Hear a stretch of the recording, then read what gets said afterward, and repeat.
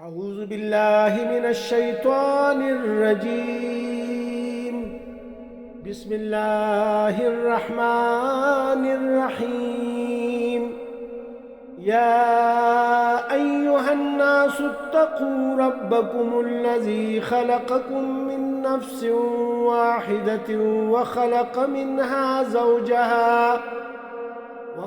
منها زوجها وبث منهما رجالا كثيرا ونساء واتقوا الله الذي تساءلون به والأرحام إن الله كان عليكم رقيبا.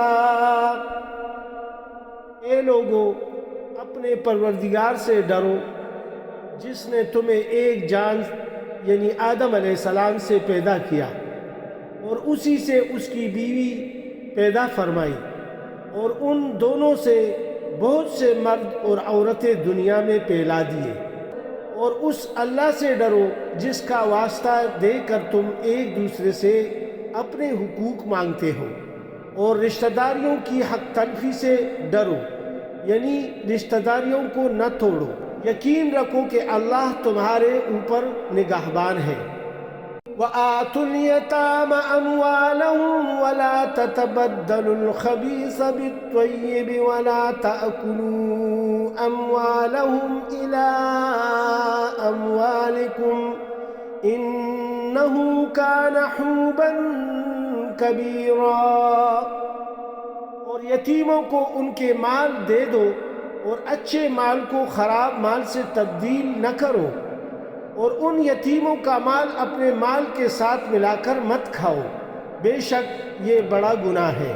وَإِنْ خِفْتُمْ أَلَّا تُقْسِطُوا فِي الْيَتَامَى فَانكِحُوا مَا طَابَ لَكُم مِّنَ